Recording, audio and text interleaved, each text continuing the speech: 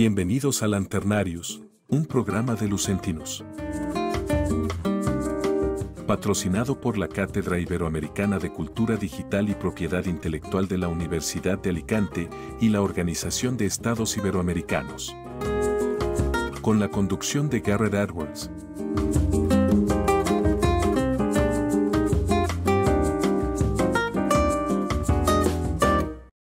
Bienvenidos a Lanternarius. En esta ocasión tenemos el privilegio de conversar con una de las figuras más reconocidas en el ámbito del derecho de autor y de las industrias culturales en toda Europa. Ella es Adriana Moscoso, es abogada por la Universidad Autónoma de Madrid, máster en Derecho por la Universidad de Columbia en los Estados Unidos de América. Adriana ha dedicado su trayectoria a la defensa y promoción de la creación intelectual desde múltiples espacios. Fue directora general de Industrias Culturales, Propiedad Intelectual y Cooperación en el Ministerio de Cultura y Deporte de España, directora de Asuntos Jurídicos y Públicos de CISAC en París, y actualmente se desempeña como directora general de GESAC, la agrupación europea que representa a más de 1 millón de autores y titulares de derechos. Su labor ha sido reconocida con el premio Antonio Delgado a la difusión de la propiedad intelectual y con la distinción Chevalier des Arts et des Lettres otorgadas por el Estado francés. Forma parte además del Consejo Científico del Máster en Propiedad Intelectual, el Magíster Lucentinus de la Universidad de Alicante.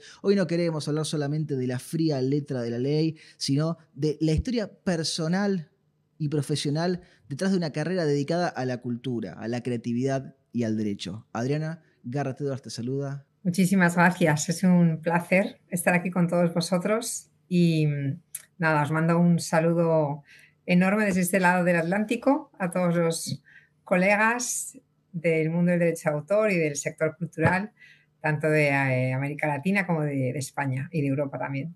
Adriana, empecemos por el principio, porque siempre es muy interesante cómo es que uno termina dedicándose a una actividad, termina eligiendo un camino o un área del derecho. ¿Cómo nació tu interés por la propiedad intelectual? ¿Lo recuerdas? Sí, bueno, sí, lo recuerdo muy bien y bueno, no es que sea especialmente romántico, pero bueno, es mi historia. Yo la verdad que siempre me sentí muy, muy, muy atraída por el mundo de la cultura. Siempre desde muy pequeña me gustaba muchísimo, bueno, primero leer, luego ver exposiciones. Tuve la suerte de poder trabajar durante mis estudios de Derecho en una galería de arte en Madrid. Iba por las tardes y la verdad que siempre tuve esa vocación. Yo creo que un poco también por tener ahí un talento creativo un poco frustrado. Nos pasa a todos, me parece.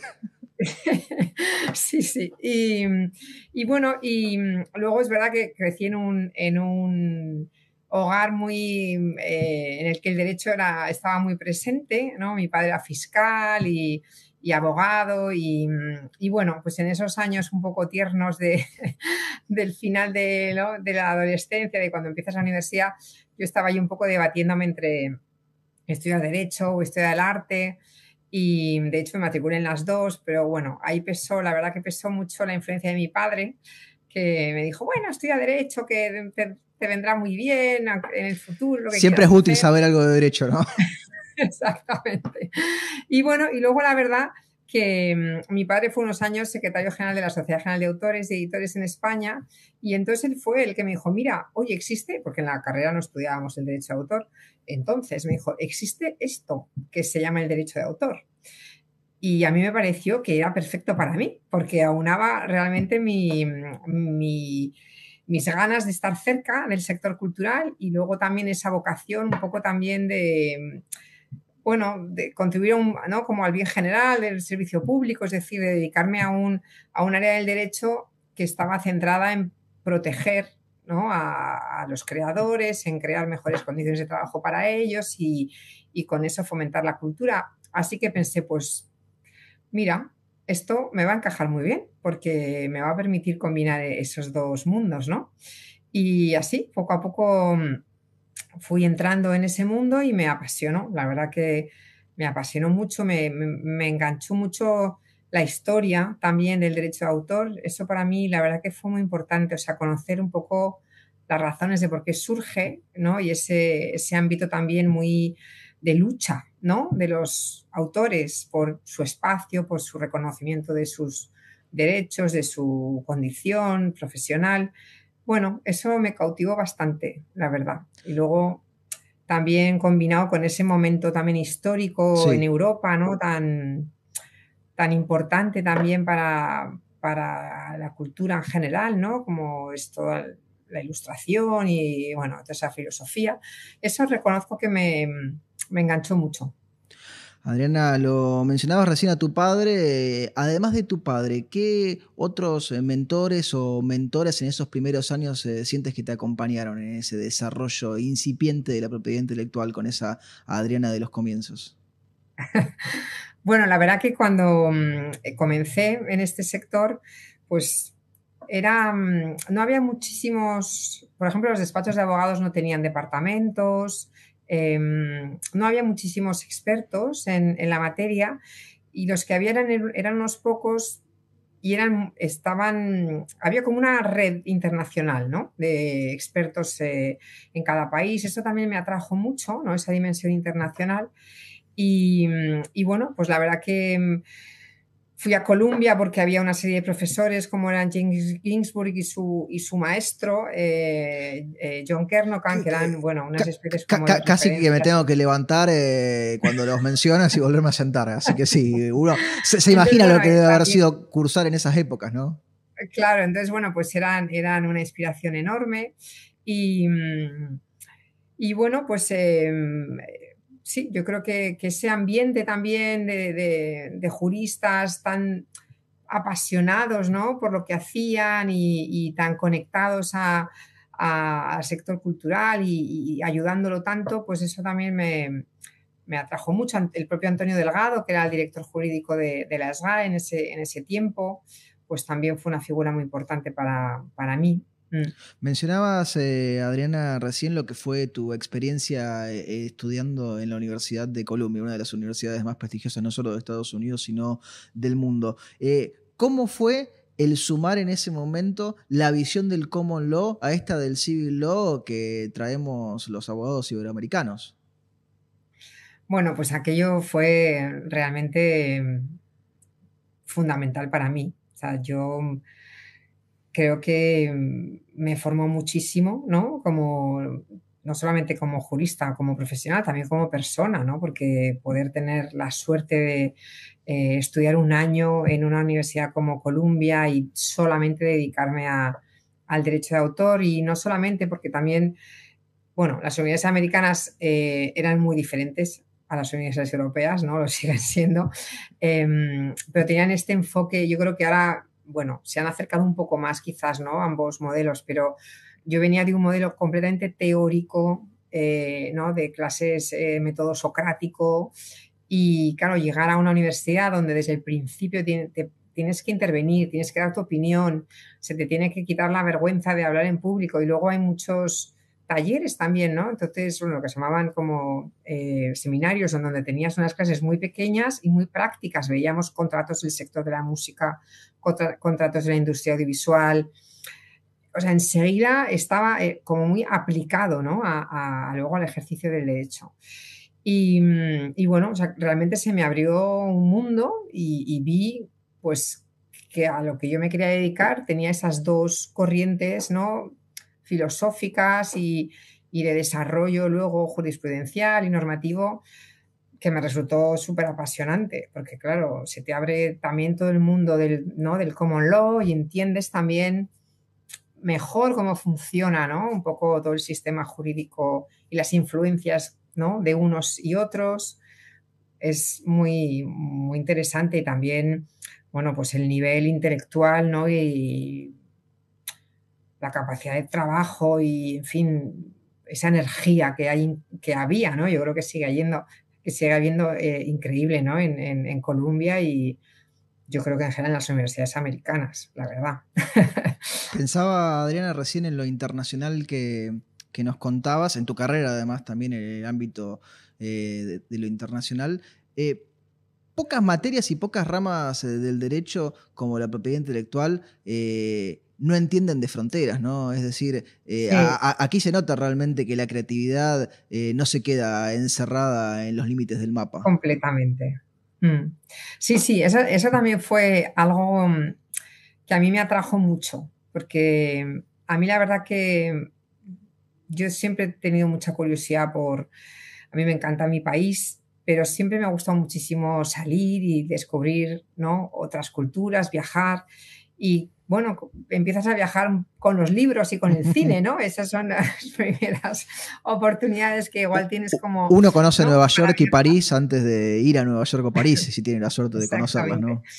Sí, y entonces, claro, el derecho de autor estaba adaptado a esa realidad que tú has comentado, y es que la cultura no tiene fronteras y leemos autores de todos los idiomas, ¿no? Vemos películas de muchos países y claro, el derecho de autor nace cuando, y eso mira, hay un libro muy bonito que se llama Los Europeos, de Orlando Figes, que habla precisamente, os lo recomiendo, siempre lo recomiendo, la verdad, pero que habla justo de eso, ¿no? Se habla de cómo el derecho de autor nace cuando se globaliza la cultura, cuando empiezan las traducciones de libros a otros idiomas, cuando la ópera empieza a poder, las compañías de teatro empiezan a poder viajar porque se desarrolla el ferrocarril en Europa.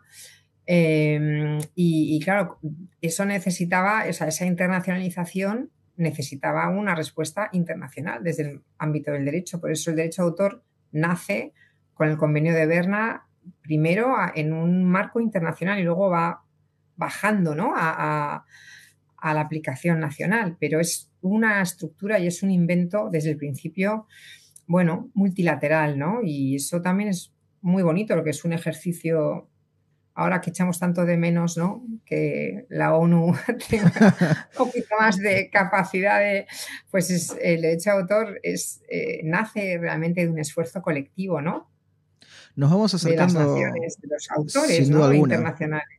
nos vamos Mm. acercando poco a poco al presente, pero te quiero preguntar por algo que es muy, muy interesante y que no es una experiencia que todo el mundo tenga, porque saliste a trabajar en el mundo a lo largo de toda Europa, en otras partes, y volviste a España también. Luego venimos a lo internacional del presente, ¿no? Pero volviste a España con roles de gran relevancia. ¿Cómo fue volver a España luego de haber estado un tiempo largo trabajando fuera? Bueno, en realidad no había estado tanto tiempo trabajando fuera. Trabajé mucho tiempo en España en la Sociedad General de Autores y en una sociedad estatal para la promoción de la cultura española en el exterior y me marché a París en el 2016 a la CISAC, la verdad que con la idea de desarrollar una carrera unos años internacional, pero recibí la llamada de la patria, o sea, me llamaron del gobierno de España para formar parte del equipo del Ministerio de Cultura y Deporte en 2018. Y la verdad que, bueno, pues no pude decir que no. Es verdad que Es una oferta que no puede llevaba rechazarse. Llevaba año y medio solamente en París, pero bueno, pensé, oye, me están llamando, ¿no? Me está llamando mi país un poco, me está llamando mi gobierno y, y aparte que por supuesto me hizo muchísima ilusión, me sentí muy honrada, pero también lo sentí un poco como un deber. Al que accedía encantada, ¿no? Pero ha sido sin duda una experiencia fantástica poder formar parte del Ministerio de Cultura durante 5 años y ver cómo desde dentro, ¿no? Cómo se promueven las políticas públicas, cómo funciona la administración de tu país.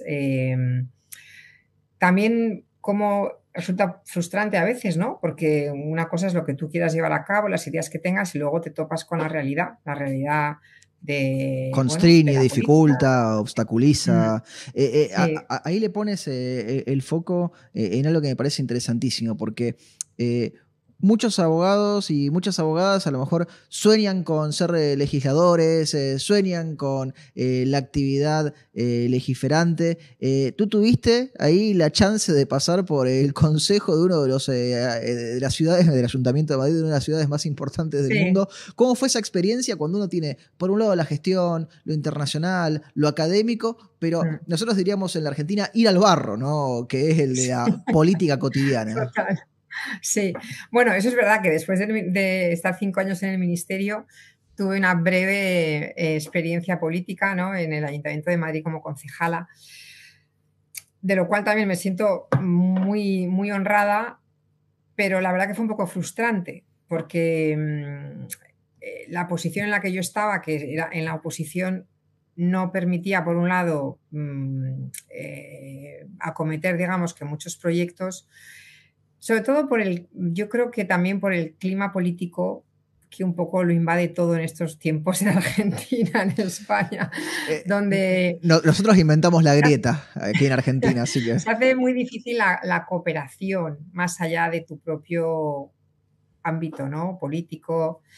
Entonces, bueno, yo la verdad que tengo otro concepto de lo que tiene que ser la política y a mí me resultó muy frustrante estar, como te has dicho, ahí en ese barro permanente y no construir tanto, ¿no? Sino estar siempre como ahí a ver si destruyes al adversario, cuando en realidad la política local además es muy cercana al ciudadano y puedes enseguida generar un impacto, ¿no? Positivo en las vidas de las personas, ¿no?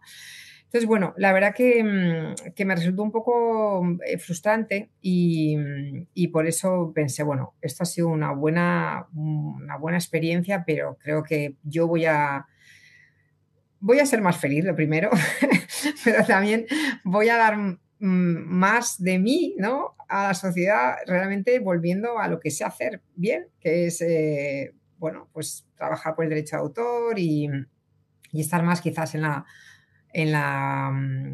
mover, ¿no? En la promoción de los cambios legislativos, en explicar, ¿no? Por qué es necesario adaptar el derecho de autor para seguir pudiendo proteger a los autores en contextos como la inteligencia artificial. Bueno, un poco volver a mis esencias, ¿no? Y entonces, bueno, pues la verdad que recibí esta propuesta de GESAC y pensé que valía la pena. Otra vez un cambio. Aquí en Lanternarius siempre tratamos de no detenernos en la coyuntura, pero has dicho la palabra que desde el 2023 se ha puesto de moda en básicamente todos los idiomas. Has opinado, te has expedido sobre la inteligencia artificial. ¿Qué nos puedes compartir sobre este tema, Adriana? Bueno, la verdad que ahora mismo aquí en Bruselas el debate en materia de derechos de autor está prácticamente copado con cómo abordar, ¿no? Los retos que plantea la inteligencia artificial. Europa es la primera región del mundo, si no me equivoco, que ha legislado con este reglamento de la IA y en el cual, que es una ley muy transversal, intenta como ser, ¿no? El primer paso en una regulación sobre la materia, pero sí que incluye un par de cláusulas que afectan a los derechos de autor y en concreto, bueno, una muy concreta que dice que todas las empresas que entrenen, ¿no? datos y que desarrollen modelos de IA pues tendrán que respetar los derechos de autor de la Unión. Esto está muy bien sobre el papel, pero en la práctica no se está produciendo, ¿no? O sea, no hay acuerdos de licencias, los titulares de derechos no pueden acceder a conocer sobre qué web se ha entrenado para saber qué contenidos se han utilizado. Es muy difícil que haya esa transparencia necesaria por parte ¿no? del sector de la IA y luego, bueno, pues hay miedo a que se consolide un poco esta situación de que pues esto es así y porque hay unas diferencias, digamos, de capacidad de negociadora, ¿no? O sea, de peso, digamos, en el mercado. Estamos hablando de asociaciones de titulares de derechos, incluso de empresas importantes en el sector audiovisual o musical, que tienen que negociar con cuatro gigantes globales, ¿no? Entonces ahí hay un desnivel muy importante también en la capacidad de negociación. Hay muchísimos casos abiertos en Estados Unidos, por ejemplo, que también están un poco ralentizando la toma de decisiones. El cambio en la administración americana también ha influido porque con la administración Biden siga se para un estaba un poco lado trabajando y con en paralelo, Unión Europea, ¿no? Ellos también estaban trabajando en una legislación y ahora, claro, ahora es todo lo contrario, ¿no? De momento no legislemos para que esto se desarrolle y luego ya se verá. Entonces son enfoques también, ¿no?, filosófico-políticos muy diferentes y bueno, y tenemos un poco la sensación de que el sector cultural está un poco pagando, ¿no?, siendo bueno, pues la moneda de cambio para, pues, para permitir que este desarrollo tecnológico, bueno, pues se termine de desplegar, ¿no? Cuando en realidad tampoco se deja mucho espacio en el ámbito ya puramente de la tecnología a lo que es el tejido empresarial europeo, ¿no? Porque, como digo, al final son 4 empresas globales. Entonces, bueno, aquí nosotros en Bruselas lo que estamos intentando es, y cuando digo nosotros, no solamente GESAC, las sociedades de autores europeas, sino también el resto de asociaciones de titulares de derechos, que, o sea, desde los productores audiovisuales, musicales, editores, editores de prensa, de libros, intentar primero demostrar que este es un sector que es también estratégico, que es también innovador, que en el caso de la Unión Europea aporta 17 millones de empleos, casi un 7% del PIB, y que tiene que ser escuchado y tenido en cuenta y bueno, y que además el activo, digamos, o sea, el contenido, ¿no?, de este sector es la cultura, que tiene todas estas dimensiones también sociales y educativas tan importantes. Entonces, estamos pidiendo que se regule para que se pueda tener mayores niveles de transparencia por parte de las empresas de la IA para saber cómo están entregando esos datos, si es que hay contenidos protegidos por derechos de autor, y luego poder ser capaces de sentarse a la mesa y negociar licencias para que se desarrolle lo que nosotros decimos un mercado de la IA generativa, pues equilibrado, sostenible, en el que todo aquel que forma parte del mismo, porque contribuya a que exista y que prospere, pues reciba su, ¿no?, contraprestación, y bueno, y los autores pues puedan seguir viviendo de su trabajo. Hay también temor un poco con el efecto, un poco sustitución que puede ir generando también los contenidos artificiales, ¿no?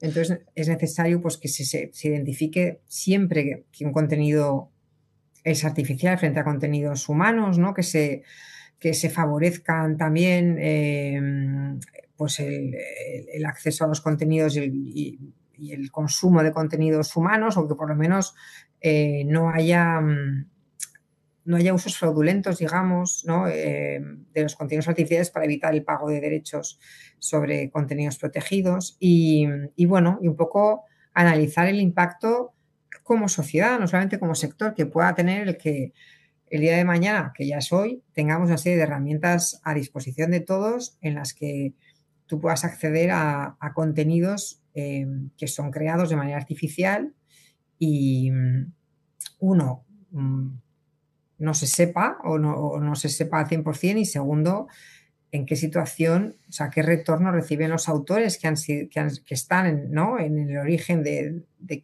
la existencia de esos contenidos artificiales a la hora de ser capaces de seguir viviendo de la creatividad. O sea, es un reto como sociedad que tenemos muy grande, ¿no? Muy. Y bueno, es difícil porque el momento, como digo, geopolíticamente no es el más fácil. Y luego, un poco volviendo a lo que decía al principio, pues yo creo que falta más capacidad de multilateralismo, ¿no? En los años 90 se hicieron esos tratados de la OMPI que marcaron realmente el marco, ¿no?, para las legislaciones que luego han venido en todo el mundo en materia de derechos de autor en el contexto digital. Y esto hoy es imposible de plantear un tratado de inteligencia artificial y derechos de autor en la OMPI. Es imposible, o sea, jamás saldría adelante, ¿no? Porque no hay voluntad. Entonces, bueno, pues estamos preocupados y estamos intentando que la voz de los autores se oiga, ¿no? Se me ponía la piel de gallina con toda la descripción que hacías, Adriana. Lo conecto y esta pregunta la repetimos aquí en el ciclo porque es un ejercicio interesante para aprender de las reflexiones de los entrevistados.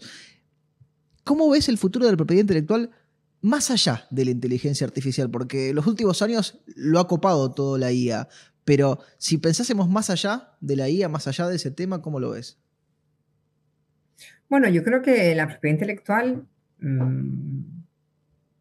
iba a decir, siempre ha estado ahí. A ver, no siempre ha estado ahí, pero bueno, es una construcción jurídica que nos lleva acompañando muchos, ¿no?, siglos ya, y que nos acompaña también desde que somos una sociedad, ¿no?, moderna, ¿no? Y yo creo que va a hacer falta que siga siendo así, porque protege algo que es tan intrínseco a la condición humana, ¿no?, que es la creatividad, es poder proteger la plasmación de las ideas, que eso es lo que protege el derecho de autor. ¿Y por qué las protege? Primero, por esa, bueno, ese reconocimiento, yo creo, por un lado, de esa labor, ¿no?, intelectual, y luego también porque si queremos que haya personas que se dediquen a esto y nos permitan, ¿no?, progresar, como cuestionarnos cosas, comunicarnos, en fin, lo que la cultura es, pues tienen que poder vivir dignamente de ese trabajo. Y eso espero que nos siga acompañando, porque significará que seguimos valorando cuestiones que para mí son fundamentales, ¿no? Como son eso, pues proteger esa libertad también, porque el derecho de autor está completamente vinculado también a la libertad de expresión y a la libertad de creación, o sea, esa capacidad como individuos de pensar libremente, ¿no? E incluso de poder vivir de tu pensamiento libre. Es fundamental para nuestras sociedades democráticas, sanas, críticas, para los jóvenes que crezcan sabiendo que hay que cultivar el espíritu crítico, y eso solamente se hace leyendo y leyendo cosas que incluso con las que estás de acuerdo y con las que no estás tan de acuerdo, ¿no? Y para eso necesitas riqueza, diversidad y todo un ecosistema que lo apoye, y eso es lo que hace el derecho de autor. Adrián, Así que yo creo que el futuro, si el futuro es bueno para el derecho de autor, será bueno para nosotros como sociedades. Adriana, te hacemos la última pregunta y te liberamos. Juguemos un poco porque arrancamos con lo personal, con lo más humano, con la anécdota propia. Si Adriana Moscoso pudiera viajar en el tiempo, si no hubiera paradojas temporales y se encontrase consigo misma, ¿qué le diría si es que quisiera decirle algo? ¿A quién? Así, A mí hoy de hoy. a Adriana Moscoso de hoy a la Adriana Moscoso del pasado. O sea, a la de hoy a la del pasado. Sí. Uy, pues, qué pregunta. Pues yo creo que tenga coraje y que crea en su intuición y que, pues nada, que adelante. No sé, yo creo que diría a que esa chica, a esa jovencita, bueno, que su intuición no fue mala, que por ahí va bien. Adriana, muchísimas, muchísimas gracias por el tiempo que te has tomado para charlar aquí con nosotros. Un Te placer. mandamos un fuerte, fuerte saludo. Igualmente, muchísimas gracias, Garrett, a todos y hasta pronto. Hasta Te pronto, hasta la espero. próxima. La teníamos a Adriana Moscoso aquí en Lanternarius, el podcast del blog Lucentinus. Hasta la próxima.